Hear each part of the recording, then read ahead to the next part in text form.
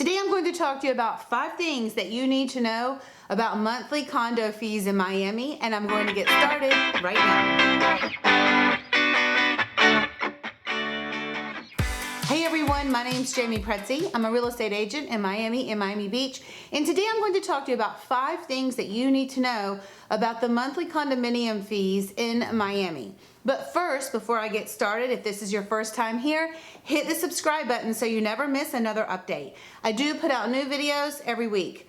Also, use the link in my information box and download our free relocation guide today. Okay, let's get started. One of the first most important things that you need to know about condominium fees in our area is they are not all equal. Every single building is managed in a different way by a different management company, board of directors. Obviously, it's made up of a lot of different people who control what goes on in that building. So you always have to treat a condominium purchase like you were buying into a business. So you want to understand what you're buying into, and you do that through calling for the condominium docs, also a budget and a year-end financial statement. Number 2, condominium fees are generally based around the square footage of the unit. So just know that if you're buying a larger unit, generally speaking, your condominium fees are going to be more expensive. Sometimes people talk to me about how they're wanting to set a budget, but they want a very large unit or a large square footage, and those typical larger square footage units do come at a premium when it comes to the monthly condominium fees.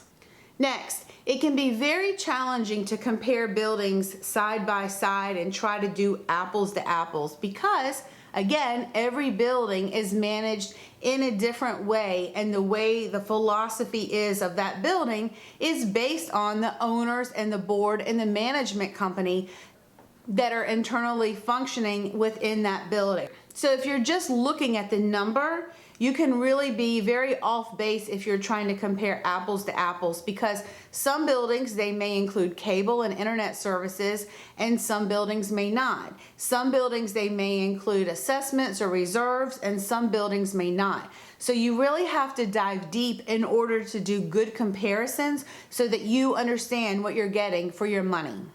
And number 4, this ties in with the last thing that I just said. Some buildings choose to fund reserves, so you're actually paying for future projects or future expenses that the building may need to do down the road with paying a monthly reserve every month. Some buildings choose not to do that. Some buildings just say, you know what, when we have projects, we'll do an assessment and charge the owners in that way. Some buildings like to collect money every single month and build up a little account of reserves for projects. And number 5, that leads me to the most important thing. Be sure that when you go under contract that you ask for a most recent year-end financial statement and also a budget.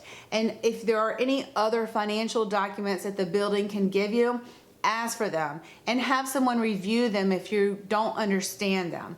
It's very important to understand what you're buying into, and that may not always be clear before you go under contract on a property, because many buildings will not provide you this information until you have an executed contract. Be sure to ask for these documents when you're under contract so you have time to review them and understand what you're buying into.